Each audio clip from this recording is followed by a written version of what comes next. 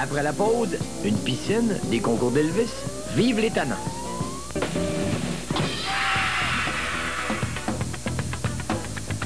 Dans les années 70, on a eu droit à une émission complètement flyée, comme débarquer d'une soucoupe volante, brancher sur le 220, booster aux stéroïdes, avec des concours d'imitation d'Elvis, des chanteurs un peu bizarres, des quiz complètement fous. Je me demande d'ailleurs combien de Québécois se sont étouffés de rire en regardant les fameux tannants. Shirley, la Jojo, la Zéro, la Jojo, on s'est rencontrés, histoire de se raconter, Pierre, Jojo, Shirley. Ça a parti, cette bébelle-là, les tannants. Un monstre. Les gens arrêtaient de travailler, les jeunes, les personnes de revenir à l'école pour voir les tannants. C'était tellement gros, les tannants. Et aussi incroyable que ça puisse paraître, les tannants ont changé l'heure de la traite des vaches au Québec et l'heure du lunch des truckers au Québec. Je vais manger de l'eau, moi je m'appelle Toto, et je l'aime ma totonne. Pour moi, ça a été la chance de ma vie d'apprendre, premièrement, le métier de comédienne. On partait un sketch, nous, on avait 2 gags, on faisait 15 minutes. On riait tout le temps. Écoute, C'était fou, là. Belle folie. oui. Après 4 ans de folie, malgré la présence de Roger Giguère, les tannants s'essoufflent. On décide alors de porter un grand coup. On débarque au bureau du boss avec une drôle d'idée. La piscine, il nous la faut. La piscine, c'est la clé de voûte de notre succès. Puis on voulait qu'il tombe dans l'eau. Puis on voulait qu'il tombe avec leur habit. C'était comme quand le Canadien comptait un but à la télévision. Moi, c'était la même chose. Je sautais aussi haut. Ça a été un succès grandiose.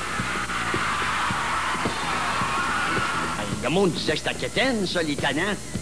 C'était un show qui tirait à 1 million, 600 000.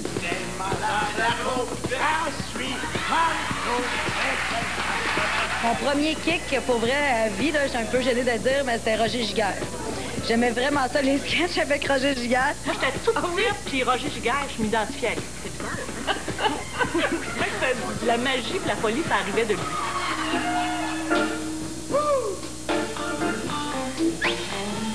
Moi, j'oublierai jamais le concours d'Elvis Presley. Voici Elvis Desjardins!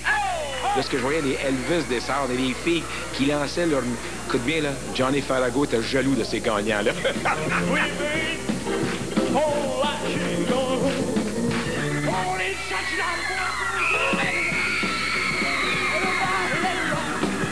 You can do anything, but it's a love of my blue.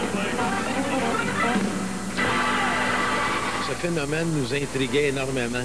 On voulait faire quelque chose avec ça, puis ça a donné l'idée de départ, le contexte d'Elvis Gratton.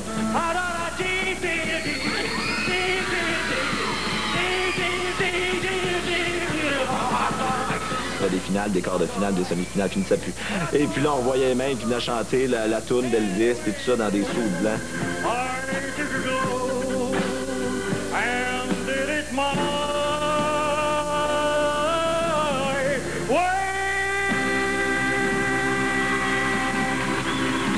Écoute, il y avait un concours amateur, il n'y avait pas juste le concours d'Elvis, il y avait un concours amateur, oui. Si j'étais la colombe aux blanches ailes, un Mexicain basané est allongé sur le sol. On était toujours sur le bord du précipice. C'était très facile de pouvoir rire des gens. Mais jamais on s'est permis ça. On est toujours resté exactement sur la ligne. Là, je sens qu'on est à la fin. On est à la fin, Là, oui. c'est vrai, là. Et j'ai eu, moi, le bonheur de travailler avec tous ces fous-là. Ces fous-là est talentueux comme ça se peut pas. Et j'ai passé des années incroyables.